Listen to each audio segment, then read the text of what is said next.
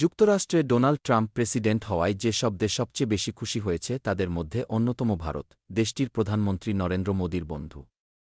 Donald Trump বিশ্বের সবচেয়ে প্রভাবশালী দেশের রাষ্ট্রপ্রধান, সেই খুশিতে যেন গেল কয়েকদিন মাটিতে পা পড়েনি ভারতীয়দের। তাদের সংবাদ মাধ্যমগুলোতে লাগাতার প্রচারণা চালায় মোদি ট্রাম্প সম্পর্কের সখ্যতা নিয়ে, তবে শপথ গ্রহণের পরই গোটা ভারতের জন্য একের পর এক হতাশার খবর আসতে থাকে মার্কিন মূলক থেকে।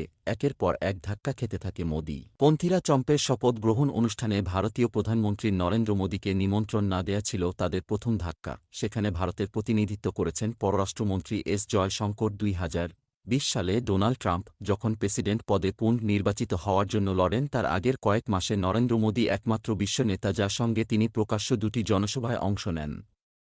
২০১৯ সালের সেপ্টেম্বরে টেক্সাসের ইউস্টনে হাউডি মোদি অনুষ্ঠানে নরেন্দ্র মোদী তো ট্রাম্পের হাত ধরে আফ্রিবার।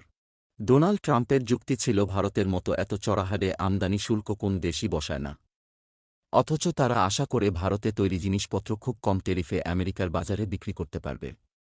এমনিতেই বাণিজ্য ঘাটতির কবলে রয়েছে ভারত আমেরিকা। বিশ্বে ভারতের সবচেয়ে বড় বাজার, সেখানে চড়াহারে শুল্ক বসানো হলে সেই ঘাটতি যেমন বাড়বে, সেখানে চড়াহারে শুল্ক বসানো হলে আর এতে কোনো সন্দেহ নেই। বিগত কয়েক দশকে লাখ লাখ ভারতীয় নাগরিক H-1B ভিসার সুবাদেই আমেরিকায় প্রবেশ করেছে।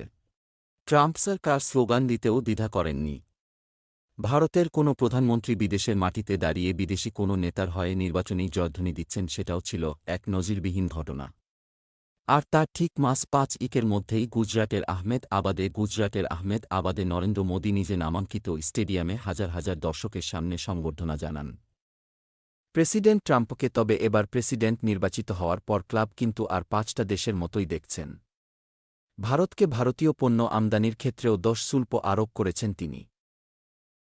ইঞ্জিনিয়ারিং ও সাইবার সিকিউরিটি, প্রাকৃতি বুদ্ধিমত্তার মতো বিভিন্ন খাতে কর্মরত রয়েছে। তবে সবচেয়ে মজার বিষয় হল, বাংলাদেশ ইস্যুতে ভারতের মিথ্যাচারের আর কোনো জায়গা নেই ট্রাম্পের কাছে। কারণ গত ৫ দশক ধরে বাংলাদেশের গণতন্ত্র নিয়ে ভুয়া তথ্য দিয়ে এসেছে নয়াদিল্লি। আর তাই ৫ অগাস্ট শেখ হাসিনার সরকার পতনের পর চোখ খুলে গেছে আমেরিকার। তাই বলাই যায়, বাংলাদেশ নিয়ে দাদাগিরি বন্ধ হতে যাচ্ছে ভারতে।